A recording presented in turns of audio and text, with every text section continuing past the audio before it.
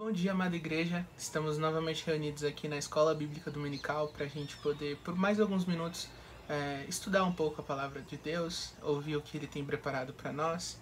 E eu queria convidar então para que a gente começasse com uma oração, convidar você e a sua família também a juntamente comigo orar agora, pedindo a orientação de Deus durante esse momento. Vamos orar? Pai, eu te agradeço por mais um dia de vida. Obrigado, Pai, porque temos acesso à Tua Palavra, à Tua Escritura. Obrigado porque o Senhor se fez manifesto e a gente pode ter um acesso direto a Ti, através da oração e através da palavra também. Eu peço que o Senhor conduza esse momento, que a Tua Palavra possa encontrar terreno fértil nos nossos corações e que Teu Espírito possa nos conduzir durante esse momento de leitura e reflexão da Tua Palavra. Peço isso no nome de Jesus. Amém. Então, continuando na série de estudos que a gente está dando, principalmente no livro de Daniel, Ezequiel, a gente vai continuar estudando agora o capítulo 5 de Daniel. É um capítulo muito, muito famoso. Infelizmente são muitos versículos, então a gente não vai conseguir ler na íntegra, mas a história basicamente do capítulo 5 diz a respeito daquele banquete que o rei Belsazar deu, ostentando toda a sua grandeza, toda a sua riqueza ali, com muita bebida, com muita comida. E Deus se fez manifesto ali naquele banquete, de uma forma muito misteriosa, muito assustadora, onde mãos apareceram ali e escreveram na parede algumas palavras, e nenhum dos seus súditos conseguiu interpretar o significado real daquelas palavras. Quando a rainha lembrou de Daniel, Daniel já tinha esse histórico de saber interpretar sonhos e tantas outras coisas, e ele foi chamado ali como um representante do nosso Deus. Então trouxe a revelação daquele enigma que estava escrito ali. Então é esse o contexto que a gente tem no capítulo 5. Convido depois desse estudo também a leitura. Vale muito a pena a gente ler e saber mais dos detalhes, mas eu queria levantar alguns pontos aqui para a nossa reflexão da manhã de hoje. O primeiro ponto que a gente vê que é um banquete, e a gente vê muitos banquetes na Bíblia, né? Tanto no Antigo Testamento quanto no Novo Testamento. Como estudantes da Bíblia, a gente tem que ficar bem atento a esse tipo de detalhe, de repetição. E eu acho que o primeiro banquete que vem à minha cabeça quando eu penso em banquetes no Antigo Testamento é o banquete do rei Assuero, que ele deu ali no livro de Esther, né? Narrado ali no capítulo 1 do livro de Esther, onde ele chamou a rainha Vasti, que recusou, e então foi substituída por Esther, e Esther sim foi usada para salvar a vida dos judeus. Isso aconteceu num banquete. Então, e existem outros inúmeros banquetes, mas esse veio à minha cabeça também. No Novo Testamento a gente tem Jesus participando de muitos banquetes, né? Jesus ele participava de festas e ele era envolvido nisso. E temos também a atuação de Jesus usando muitos banquetes em parábolas.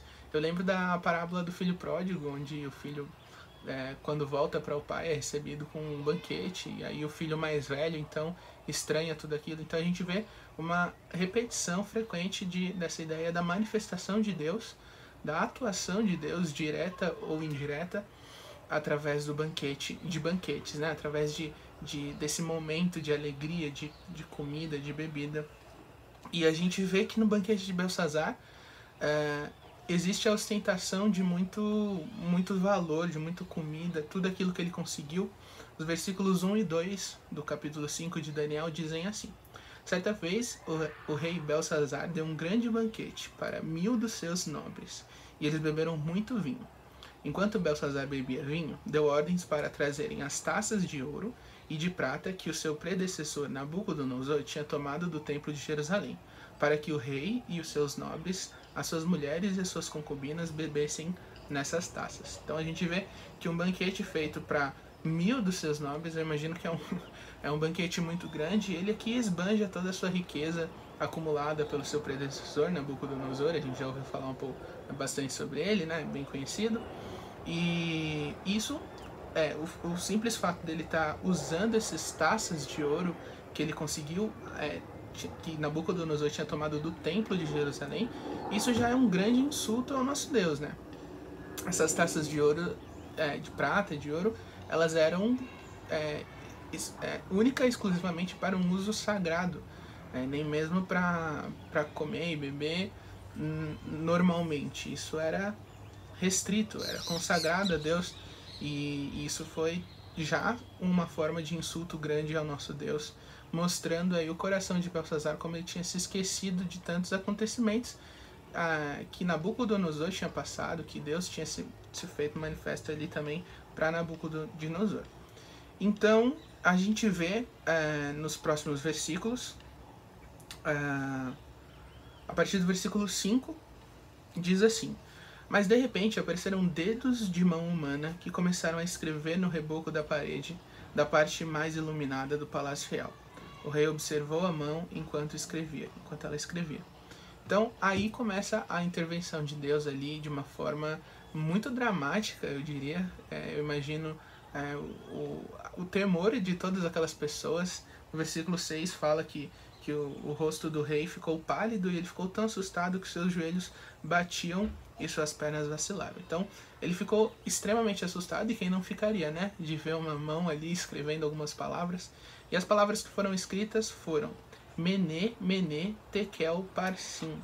A gente vai ver mais pra frente que eram palavras conhecidas, o problema não era o idioma, mas não havia a interpretação do que aquilo significava.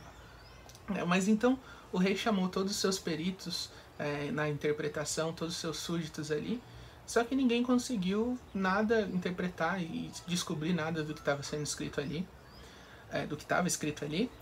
O rei inclusive prometeu recompensas e falou que seria nomeado o terceiro mais importante ali no reinado, mas nem isso trouxe alguma interpretação de algum súdito do rei. A rainha então, no versículo 11, eu vou ler aqui, diz assim, a rainha dizendo, né, para o rei. O finalzinho do 10 diz assim: ó rei, vive para sempre, não fiques assustado nem tão pálido. Existe um homem em teu reino que possui o espírito dos santos deuses. Na época do seu predecessor, verificou-se que ele tinha percepção, inteligência e sabedoria como a dos deuses. O rei Nabucodonosor, teu predecessor, sim, o teu predecessor, o rei o nomeou chefe dos magos, dos encantadores, dos astrólogos e dos adivinhos. Verificou-se que esse homem, versículo 12, Daniel, a quem o rei dera o nome de Beltesazar, tinha inteligência extraordinária e também a capacidade de interpretar sonhos e resolver enigmas e mistérios. Manda chamar Daniel e ele te dará o significado da escrita. Então, a rainha lembrou-se de Daniel. Daniel foi chamado então para interpretar aquilo. Foi lembrado do histórico que Daniel teve ali com Nabucodonosor, como ele foi exaltado, como ele foi digno, o rei o tornou digno ali de um grande cargo ali, como rei dos magos, dos adivinhos, como chefe dos magos e dos adivinhos. Então Daniel foi chamado à presença ali do rei, e o rei pediu então a interpretação daquelas palavras, prometendo tudo aquilo que ele tinha dito.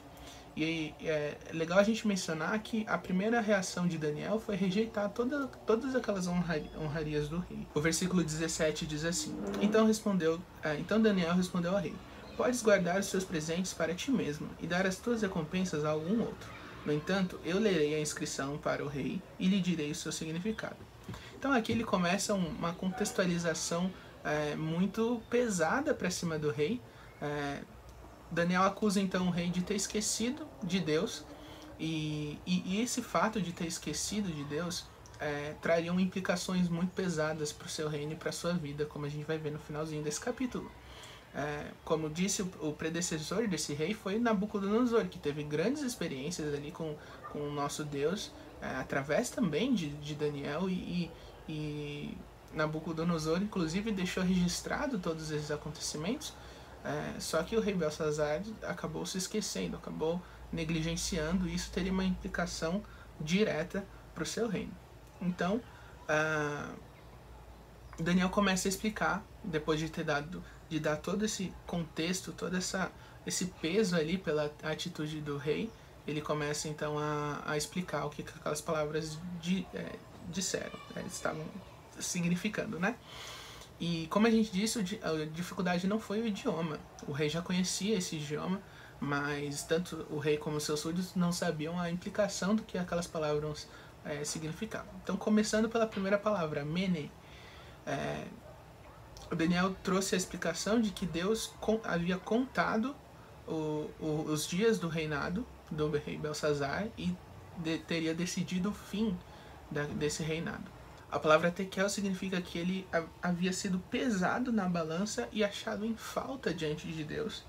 E por fim a palavra peres, que é o singular da palavra parsim, significava que o reino foi dividido por Deus e teria sido dividido por Deus e haveria de ser dado aos medos e aos persas.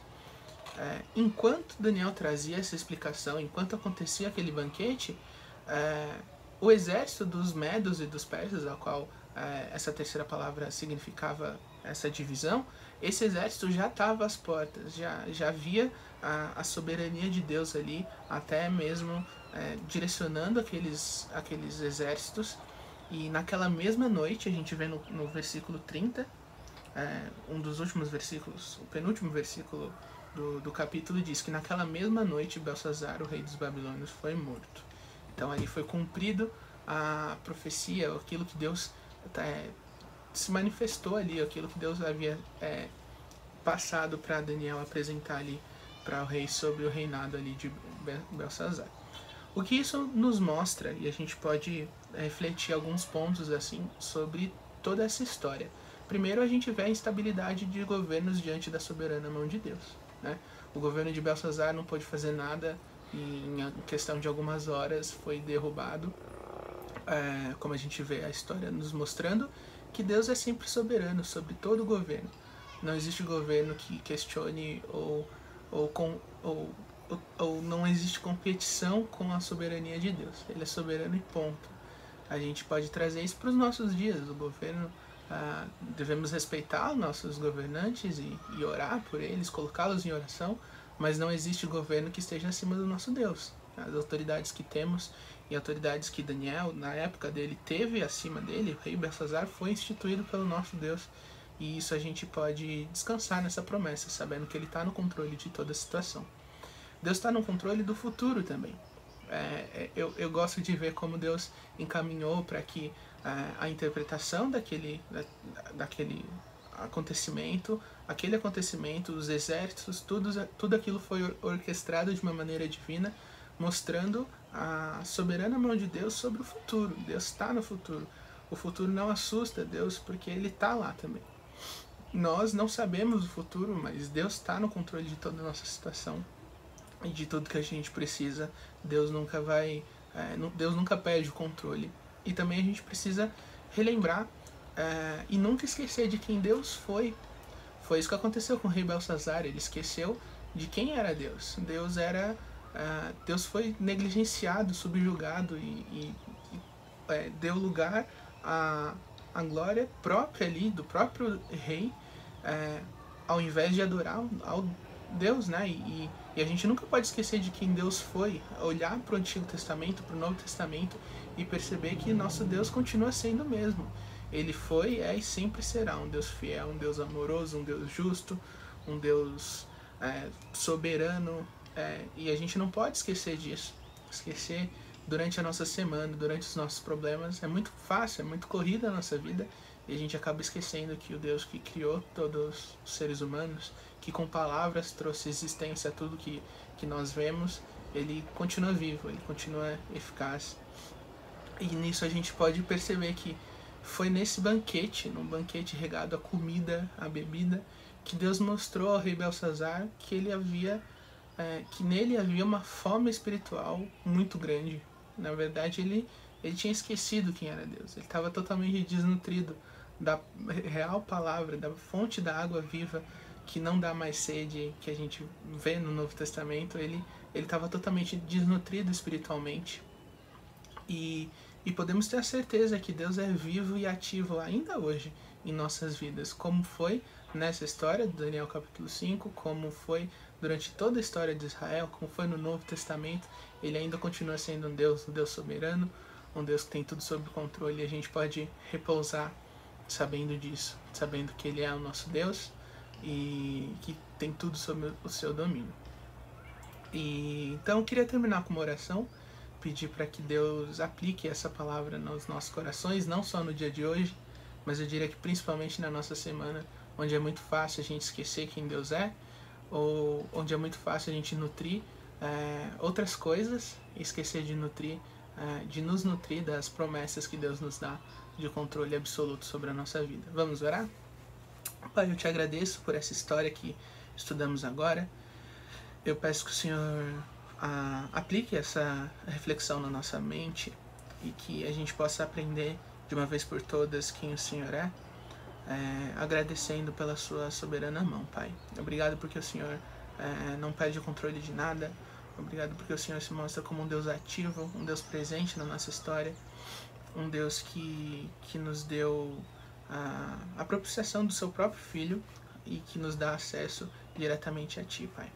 Nos ajuda a não esquecer daquilo que podemos descansar, daquilo que nos dá esperança, Pai, de saber que o Senhor tem tudo sob o seu controle. Não nos deixe de maneira alguma questionar quem o Senhor é nas nossas vidas, ou de alguma maneira esquecer tudo aquilo que o Senhor foi na história, tudo aquilo que o Senhor foi nas nossas vidas, mas nos lembre a cada dia, Pai, que o Senhor é um Deus soberano, um Senhor que tem tudo sob o teu domínio. Eu peço isso para mim, para a vida de cada irmão assistindo também, e que o Senhor continue a nos abençoar na semana que vem pela frente agora. É isso que eu te peço e te agradeço, em nome de Jesus. Amém. Amém. Muito obrigado, meus irmãos. Um bom dia a todos. Boa semana.